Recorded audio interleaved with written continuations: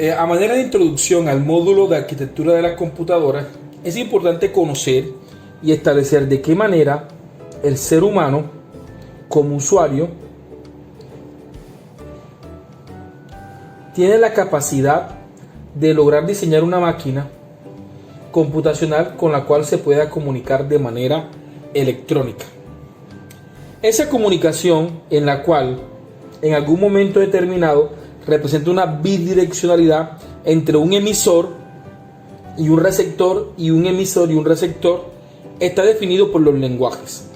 O sea, son esos lenguajes los que permiten de alguna manera comunicarse con la máquina. Estas capas de lenguaje entre las computadoras y el usuario no son sencillas. De hecho, están definidas por 3 tipos de capas. La primera capa del lenguaje, que se le conoce como lenguaje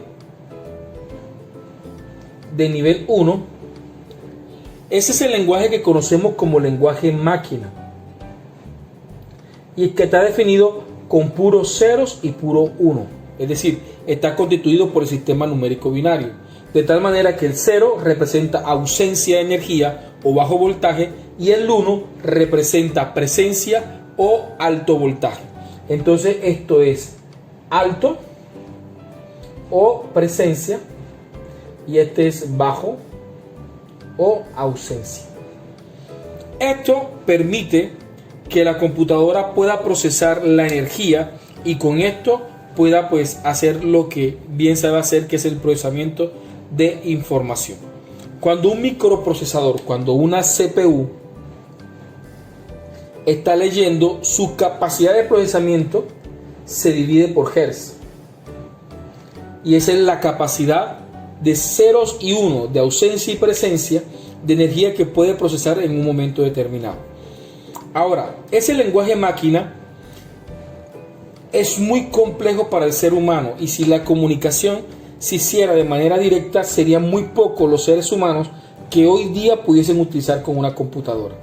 En esta reconciliación o en esta conciliación entre las computadoras y el ser humano aparece un lenguaje intermedio. Se le conoce como lenguaje ensamblador.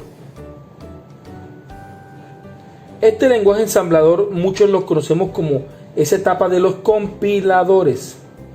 Allí la computadora en un proceso lógico comienza a codificar y a modificar los ceros y unos que se están procesando de manera mecánica, de manera electrónica, en el procesador. Y nos encontramos con la última capa de procesamiento, y tiene que ver con el lenguaje usuario.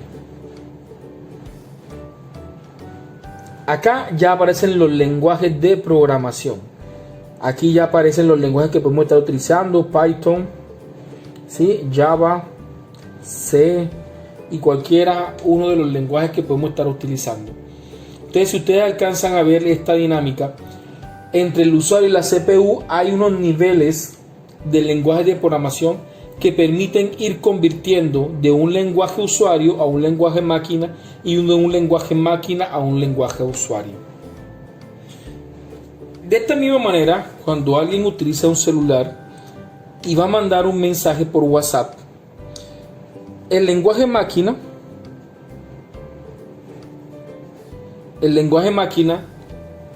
usuario, en este caso Python, ¿cierto? Es donde está desarrollada la aplicación, y ese mensaje, ese hola que el usuario pone en su lenguaje, se ejecuta en un lenguaje usuario, como lo puede ser Python, y de ahí pasa a un lenguaje compilador, y de allí, en su conexión de red, en su dispositivo de transmisión de datos, ya sea la tecnología que esté utilizando, convierte obviamente eso en puros ceros y uno, es decir, en el lenguaje máquina. Lo que viaja, el dato que viaja como dígito, como 0 o 1, y eso es lo que se replica en las antenas, y ese es el mismo proceso inverso: viaja de 0 y 1 y llega obviamente al dispositivo receptor de datos del celular, es convertido por el lenguaje compilador, el cual pues obviamente es traducido por el lenguaje de programación y al final es llegado la respuesta al usuario, que pasó de emisor a convertirse en receptor en la devolución de la información. El sistema binario, a diferencia del sistema decimal que utilizamos los seres humanos día a día, está constituido por la fórmula matemática de base 2, es decir, 2 elevado a la n. Esto da dos opciones o dos representaciones numéricas, el 0 y el 1. Si nosotros elevamos esto a cualquiera de las posibilidades, en este caso 2 elevado a la 0 nos va a dar 1, 2 elevado a la 1 nos va a dar 2, 2 elevado a la 2 nos va a dar 4, 2 elevado a la 3 nos va a dar 8, 2 elevado a la 4 nos va a dar 16, nos va a dar 32, nos va a dar 64 y nos va a dar 128. Y me detengo en el número 7 porque es importante esto para lo que vamos a explicar más adelante. Esto nos permite entender la lógica con la que trabajan las computadoras, porque las computadoras lo que hacen es procesar energía, y la energía puede tener simplemente dos estados: o es ausente, o es baja, o es presente, o es alta. Entonces, los estados de la energía definen o constituyen la manera como se procesa y se almacena la información en una computadora. De tal manera que todo lo que vamos a traer en arquitectura de las computadoras dependen en gran manera de que comprendamos cómo es almacenada y procesada la información desde las compuertas lógicas. Nosotros como seres humanos estamos acostumbrados a trabajar un sistema cuya base no es 2 sino es 10, teniendo 10 posibilidades de dígitos que van entre el 0 al 9.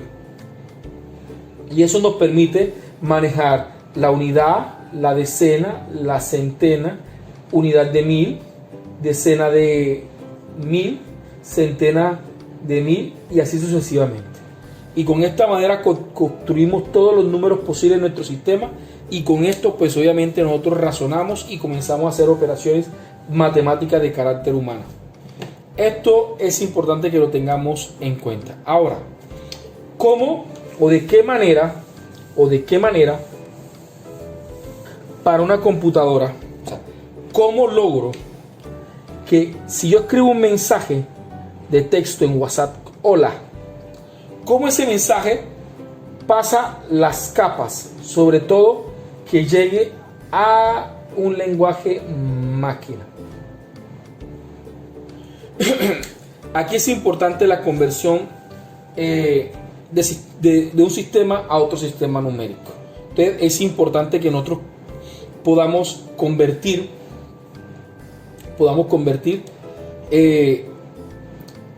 en ceros y unos un mensaje tan sencillo como lo es hola. Convertir ese hola en binario es relativamente sencillo.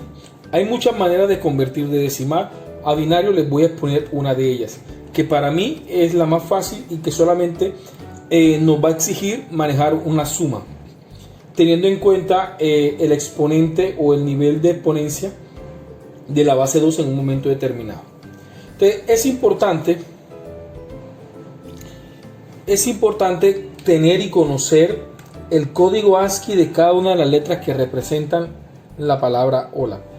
El código ASCII es un código internacional de estandarización de el decimal que le corresponde a cada uno de los caracteres. Y el código ASCII es conocido porque tiene 255 caracteres. Esos 255 caracteres, entre los cuales se incluyen el espacio, el enter, el arroba. De hecho, muchos de nosotros, cuando no logramos encontrar en el teclado el arroba, utilizamos la abreviatura o la combinación de teclas al 64, teniendo en cuenta que el 64 es el código ASCII del arroba, ¿sí? Entonces el código ASCII, si yo utilizo la letra AL y cojo cualquiera de los códigos que aparecen en el código ASCII, podré encontrar o podré sacar de en el sistema de entrada podré sacar una de las letras que corresponde o de los símbolos de los caracteres que corresponden al alfabeto o a los caracteres que hacen parte del código ASCII. ¿Por qué 255? Y es una respuesta muy sencilla. Y es que un carácter es igual a un byte.